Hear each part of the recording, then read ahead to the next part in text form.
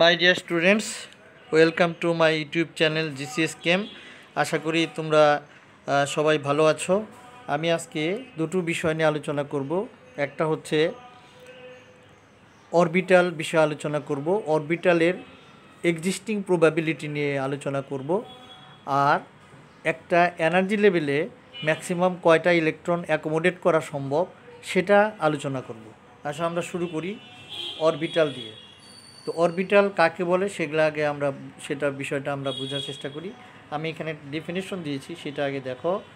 The three dimensional space around the nucleus where the probability of finding electron is maximum, that is 95%, is called orbital. তার মানে নিউক্লিয়াসের চারিদিকে যে ইলেকট্রনগুলো circulate করে বা এক্সিস্ট করে, এই এক্সিস্ট করার একটা প্রবাবল এরিয়া আছে। যে প্রবাবল এরিয়ার মধ্যে ইলেকট্রনটা পাওয়ার বা ইলেকট্রনটা এক্সিস্ট করার প্রবাবিলিটি অ্যাটলিস্ট 95%, সেই এরিয়াটাকেই আমরা বলি হচ্ছে অরবিটাল। এর আগের ভিডিওতে আমি বিভিন্ন ধরনের অরবিটাল তোমাদের পিকচার সহ দেখিয়েছি। S orbital, P orbital, D orbital, F orbital, সবই এগুলো থ্রি ডাইমেনশনাল স্পেস যেখানে ইলেকট্রন পাওয়ার প্রবাবিলিটি 95% বা ম্যাক্সিমাম। এখন কোন কোন অরবিটাল সম্ভব আর কোন কোন অরবিটাল সম্ভব না, এটা আমরা বুঝতে চেষ্টা করব কোয়ান্টাম নাম্বারের মাধ্যমে। খেয়াল করো, আমরা যখন ইলেকট্রনিক কনফিগারেশন করি একটা অ্যাটমের, তখন 1s লিখি, 1s-এর পরে 2s লিখি, 1p কিন্তু লিখি না। আবার 2s-এর পরে 2p লিখি, 2d কিন্তু লিখি না। তার মানে 1p বা 2d এই অরবিটালগুলো বা এই সাবলেভেলগুলো এক্সিস্ট করে না। কোনটা এক্সিস্ট করে আর কোনটা এক্সিস্ট করে না, এটা আমরা প্রিন্সিপাল কোয়ান্টাম নাম্বার আর সাবসিডিয়ারি কোয়ান্টাম নাম্বারের মধ্যে যে রিলেশনটা আছে, সেই রিলেশনের মাধ্যমে আমরা বের করে ফেলতে পারবো। দেখো, আমরা শুরু করি। আমরা এই চারটা সাবলেভেল নিয়ে ভাববো যে এগুলো সম্ভব কি না। 3D, 3F, 2D এবং 4F। প্রথমেই 3D সাবলেভেল বা 3D অরবিটালের জন্য এন এর ভ্যালুটা কত? এটা প্রিন্সিপাল কোয়ান্টাম নাম্বার, এন এর ভ্যালু অবশ্যই 3। তাহলে এল এর রিকগনাইজড ভ্যালুগুলো হবে 0 থেকে n-1 পর্যন্ত। তোমরা জানো এল এর সাথে এন এর রিলেশন হচ্ছে, এল এর ভ্যালুগুলো হবে 0 থেকে n-1 পর্যন্ত। যতগুলো ইন্টিজার পাওয়া যাবে সেগুলোই হবে এল এর ভ্যালু। তো আমার এখানে এন এর ভ্যালু যেহেতু 3, কাজে এখানে 0 থেকে 3-1 পর্যন্ত, দ্যাট ইজ 0 থেকে 2 পর্যন্ত যে ইন্টিজারগুলো পাওয়া যাবে সেগুলো হবে এল এর অনুমোদিত মান। তাহলে এল ইজ ইকুয়াল টু এখানে হবে রিকগনাইজড ভ্যালুগুলো হবে 0, 1, 2। এখন আমার এখানে প্রশ্ন হচ্ছে যে 3D, that is third energy লেভেলে ডি সাব লেভেলটা সম্ভব কি না। আমরা জানি যে ডি সাব লেভেলের জন্য L, that is subsidiary quantum number, L এর ভ্যালু হচ্ছে 2। সেটা এখানে আছে, দেখো, for D sub level value of L is equal to 2, সেটা এখানে আছে অ্যাভেলেবল। এই জন্য আমরা বলতে পারবো 3D অরবিটাল ইজ পসিবল। এই জন্য আমরা বলতে পারবো 3D orbital is possible.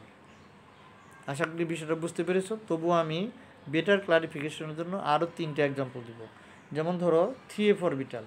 3F অরবিটালের জন্য এন এর value principal quantum number, N এর ভ্যালু 3। তাহলে এল এর ভ্যালুগুলা আগের মতোই হবে 0, 1 এবং 2। এখন আমার এফ সাব লেভেলের জন্য এল এর ভ্যালু কত হওয়া দরকার? আমরা জানি যে এস এর জন্য এল এর ভ্যালু হওয়া দরকার 0, পির জন্য 1, ডির জন্য 2 এবং এফ এর জন্য হচ্ছে 3। তাহলে আমার এফ এর জন্য এল এর ভ্যালু কত হওয়া দরকার? 3 হওয়া দরকার, which is not available here. এখানে 3 তো নাই, এটা রিকগনাইজ ভ্যালু না, কাজে 3F অরবিটালটা পসিবল নয়। 3F orbital is not possible. আরও দুটো এক্সাম্পল দেখি আমরা। 2Dর জন্য নিশ্চয়ই এন এর ভ্যালু 2 হবে এবং এল এর যে রিকগনাইজড ভ্যালুগুলা এই ফর্মুলা অনুযায়ী হবে 0 এবং 1 দুটো। কাজে এবার আমার ডি অরবিটালের জন্য এল এর ভ্যালু কত? এল এর ভ্যালু হচ্ছে 2, সেটা এখানে নাই। এল এর ভ্যালু রিকগনাইজ না, সেকেন্ড এনার্জি লেভেলে এল এর ভ্যালু 2 হতে পারে না, কাজে সেকেন্ড এনার্জি লেভেলে ডি অরবিটালটাও থাকতে পারে না। So 2D is not possible. Okay, আশা করি ক্লিয়ার। তারপরেও আরেকটা এক্সাম্পল আসা 4F। 4F এ এন এর ভ্যালু হচ্ছে 4, এলের ভ্যালুগুলো যথারীতি হবে 0 থেকে 4 - 1 পর্যন্ত, দ্যাট ইজ 3 পর্যন্ত। সুতরাং এলের ভ্যালুগুলো হবে 0, 1, 2 এবং 3, এই 4টা ভ্যালু হবে। এখন আমার এফ সাব লেভেলের জন্য এলের ভ্যালু 3 হওয়া দরকার, যেটা এখানে অ্যাভেলেবল, এটা এখানে আছে। যেহেতু এখানে এটা অ্যাভেলেবল, সুতরাং 4f অরবিটাল ইজ পসিবল। এইভাবে আমরা একটা অরবিটালের existence possibility principal quantum number এবং সাবসিডিয়ারি কোয়ান্টাম নাম্বারের ভ্যালুর মাধ্যমে সহজেই বের করতে পারি। এখন আমার যে দ্বিতীয় বিষয়টা হচ্ছে একটা এনার্জি লেভেলে ম্যাক্সিমাম কয়টা ইলেকট্রন অ্যাকোমোডেট করা সম্ভব সেটা বের করা। সেটা আমরা 4টা কোয়ান্টাম নাম্বারের রিলেশনের মাধ্যমে বের করতে পারবো।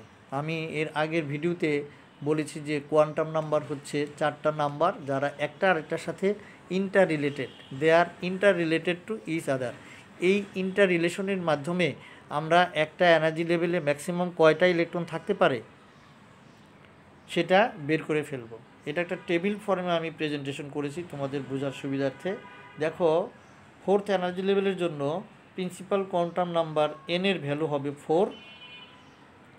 এটাকে আমরা শেল হিসেবে এন শেল বলি। এখন প্রিন্সিপাল কোয়ান্টাম নাম্বারের সাথে সাবসিডিয়ারি কোয়ান্টাম নাম্বার এল এর ভ্যালুর যে রিলেশনটা, সেটা হচ্ছে এল এর ভ্যালুগুলো হবে 0 থেকে n-1 পর্যন্ত যে ইন্টিজারগুলো পাওয়া যায় সেগুলো। এখন এখানে এন এর ভ্যালু যেহেতু 4, কাজেই n-1 এর ভ্যালু 3 হবে। তাহলে কি দাঁড়াইলো? 4th এনার্জি লেভেলের জন্য 0 থেকে 3 পর্যন্ত যে ডিজিটগুলো পাওয়া যাবে সেগুলো হবে এল এর ভ্যালু। তাহলে এল এর ভ্যালুগুলো হবে 0, 1, 2, 3। এখন এল এর ভ্যালু 0-র জন্য আমরা এখানে 4th এনার্জি লেভেলে এস সাব লেভেলটাকে পাবো। এই জন্য এখানে 4s আছে, 4p আছে 1-এর জন্য, 2-র জন্য 4d, আর এল এর ভ্যালু 3-র জন্য 4f। তাহলে তোমরা নিশ্চয়ই বুঝতে পারছো যে 4th এনার্জি লেভেলে 4টা সাব লেভেল থাকবে, 4s, 4p, 4d এবং 4f। এই যে সাব লেভেলগুলোর এক একটা ওরিয়েন্টেশনকে কি বলে? এক একটা ওরিয়েন্টেশনকে আমরা বলি অরবিটাল। এখন সব সাব লেভেলের একই সংখ্যক ওরিয়েন্টেশন নাই। এক একটা সাব লেভেলের শেপ যেহেতু এক এক রকম, এই জন্য তাদের ওরিয়েন্টেশনের সংখ্যাটাও ভিন্ন রকম। এখন একটা সাব লেভেলের কয়টা ওরিয়েন্টেশন থাকবে সেটা বের করার জন্য সাবসিডিয়ারি কোয়ান্টাম নাম্বারের সাথে ম্যাগনেটিক কোয়ান্টাম নাম্বারের রিলেশনটা আমাদেরকে বুঝতে হবে, এই বিষয়টাকে কাজে লাগাইতে হবে। ম্যাগনেটিক কোয়ান্টাম নাম্বার কী প্রকাশ করে? Magnetic quantum number describes the 3-dimensional orientation of different sub levels. এবং এই যে ডিফারেন্ট ওরিয়েন্টেশন, একটা সাব লেভেলের প্রতিটা ওরিয়েন্টেশনকে আমরা এক একটা অরবিটাল বলি। তার মানে প্রতিটা সাব লেভেলে কয়টা করে অরবিটাল এক্সিস্ট করা সম্ভব সেটা আমরা বের করতে পারবো সাবসিডিয়ারি কোয়ান্টাম নাম্বারের সাথে ম্যাগনেটিক কোয়ান্টাম নাম্বার এম এর রিলেশনের মাধ্যমে। এই রিলেশনটা কি নিশ্চয়ই তোমাদের মনে আছে? আমি কোয়ান্টাম নাম্বারের যে ভিডিওটা দিয়েছি সেখানে বলা ছিল যে এম এর ভ্যালুগুলো হবে -l থেকে শুরু করে +l পর্যন্ত ইনক্লুডিং 0। তাহলে এম এর সাথে এল এর রিলেশনের মাধ্যমে আমরা বের করে ফেলি যে কোন সাব লেভেলে কয়টা অরবিটাল থাকা সম্ভব। প্রথমে আসো 4s, এখানে এল এর ভ্যালু যেহেতু 0, কাজেই -0 +0 বলে কিছু নাই, কাজেই এম এর একটাই ভ্যালু হবে 0। তার মানে এস সাব লেভেলের একটাই ওরিয়েন্টেশন, সুতরাং অরবিটাল সংখ্যা হবে একটা। এবার পিতে আসো, পির জন্য এল এর ভ্যালু কত? 1। তাহলে এম এর ভ্যালুগুলো কি হবে? সূত্র অনুযায়ী, ফর্মুলা অনুযায়ী -m থেকে শুরু করে +l পর্যন্ত ইনক্লুডিং 0। তাহলে -1 থেকে শুরু করব, -1, 0, +1। তার মানে পি সাব লেভেলে ওরিয়েন্টেশন হবে 3টা, এই জন্য 3টা অরবিটাল। একইভাবে ডি সাব লেভেলের জন্য এল এর ভ্যালু হচ্ছে 2, কাজে এম এর ভ্যালুগুলো হবে -2, -1, 0, +1, +2, 5টা অরবিটাল পাওয়া যাবে। তাহলে এফ সাব লেভেলের জন্য কয়টা? এফ সাব লেভেলের জন্য এল এর ভ্যালু হচ্ছে 3, কাজেই এম এর ভ্যালুগুলো হবে -3, -2, -1, 0, +1, +2, +3, মানে এই 7টা। তাহলে 7টা অরবিটাল হবে। এখন তাহলে আমরা প্রতিটা সাব লেভেলে কয়টা করে অরবিটাল আছে সেটা আমরা বের করে ফেললাম। এখন প্রতিটা অরবিটালে ইলেকট্রন থাকতে পারে করে দুইটা ইলেকট্রন থাকতে পারে। এটা একটা প্রিন্সিপাল আছে, পলি এক্সক্লুশন প্রিন্সিপাল বলছে যে an atomic orbital can accommodate a maximum of 2 electrons provided their spins are opposite. একটা অরবিটালে ম্যাক্সিমাম 2টা ইলেকট্রন থাকতে পারবে যদি তাদের স্পিন অপোজিট হয়। তার মানে এই যে ইলেকট্রনের স্পিন, এই স্পিন ক্লকওয়াইজ নাকি অ্যান্টি ক্লকওয়াইজ এটা বোঝানোর জন্য আরেকটা কোয়ান্টাম নাম্বার আমাদের দরকার হয়, যেটার নাম হচ্ছে স্পিন কোয়ান্টাম নাম্বার।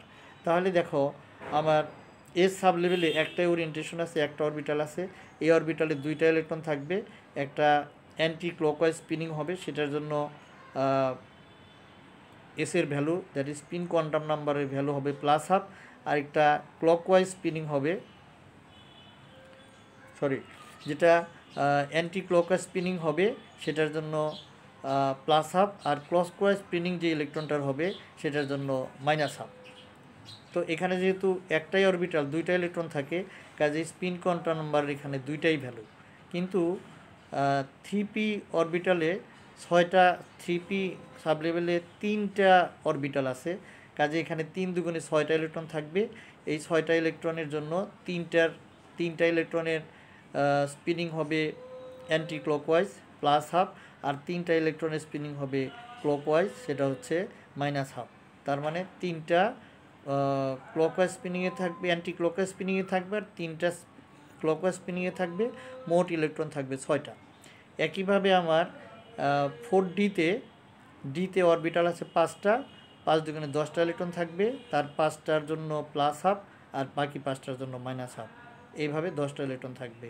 অপরদিকে এফ সাব লেভেলে যেহেতু 7টা অরবিটাল আছে, এখানে 7 দ্বিগুণে 14টা ইলেকট্রন থাকবে এবং 7টার স্পিন কোয়ান্টাম নাম্বার হবে +½ বাকি 7টার স্পিন কোয়ান্টাম নাম্বার হবে -½ এইভাবে আমরা দেখতে পাইলাম যে এস সাব লেভেলে দ্যাট ইজ 4s ইলেকট্রন থাকবে 2টা, 4pতে ইলেকট্রন থাকবে 6টা, 4dতে ইলেকট্রন থাকবে 10টা এবং 4f ইলেকট্রন থাকবে 14টা। তাহলে 4th এনার্জি লেভেলে মোট ইলেকট্রন সংখ্যা কয়টা হলো? 2 + 6 + 10 + 14 = 32। এইভাবে আমরা এক্সপ্লেন করতে পারলাম যে 4th এনার্জি লেভেলে ম্যাক্সিমাম 32 ইলেকট্রন অ্যাকোমোডেট করা সম্ভব। আর সেখানে ইলেকট্রনিক কনফিগারেশনগুলো কেমন হবে? এই যেরকম 4s2, 4p6, 4d10, 4f14, মোট কয়টা ইলেকট্রন? মোট হচ্ছে 32 ইলেকট্রন। আশা করি তোমরা বুঝতে পেরেছ যে একটা এনার্জি লেভেলে ম্যাক্সিমাম কয়টা ইলেকট্রন থাকতে পারে। এখন তুমি এটা থেকে 4th এনার্জি লেভেলটা শিখলা, এখন যদি তোমাকে বলা হয় যে 3rd এনার্জি লেভেলে কয়টা ইলেকট্রন থাকতে পারবে ম্যাক্সিমাম, সেটা বের করতে হবে। তাহলে তুমি কি করবা? শুধু এই নিচের রোটা বাদ দিয়ে দিবা, এই টেবিলে সবই থাকবে, এই নিচের রোটা বাদ দিয়ে দিবা। কেন বাদ দিয়ে দিবা? তখন n এর ভ্যালু 3 হয়ে যাবে, কাজেই এর ভ্যালুগুলো হবে 0, 1, 2। n এর ভ্যালু যদি 3 হয়, l এর ভ্যালু তো আর 3 হওয়া সম্ভব নয়, কাজেই এই রোটা বাদ দিয়ে দিবা। এই রোটা বাদ দিয়ে দিলে তুমি ইলেকট্রন মোট পাবে কয়টা? এখানে 2টা আর 6টা 8টা, 8টা আর 10টা 18টা। তার মানে এই এনার্জি লেভেলে 3rd এনার্জি লেভেলে 18টা ইলেকট্রন থাকবে। আর এখানে ইলেকট্রনিক কনফিগারেশন থেকে 4f14টা কেটে দিবা, তাহলেই হয়ে যাবে। আবার যদি কখনো 2nd এনার্জি লেভেলে আসে, তাহলে নিচের 2টা কলাম তুমি ডিলিট করে দিবা, 2টা কলাম বাদ দিয়ে লিখবা।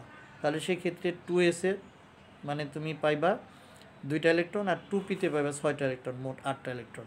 এইভাবে যে কোনো এনার্জি লেভেলটাই আসুক না কেন পরীক্ষায়, তুমি এই টেবিলটাকে ফলো করলে তুমি সেটা আনসার করে দিতে পারবা।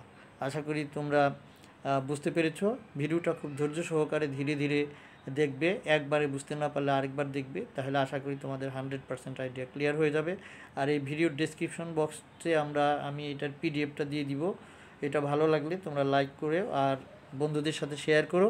আর চ্যানেলটা সাবস্ক্রাইব করে না থাকলে সাবস্ক্রাইব করে রেখো, যাতে পরবর্তী ভিডিও দেওয়ার সাথে সাথে তোমার কাছে নোটিফিকেশন চলে যায়। ওকে, সবাই ভালো থাকো।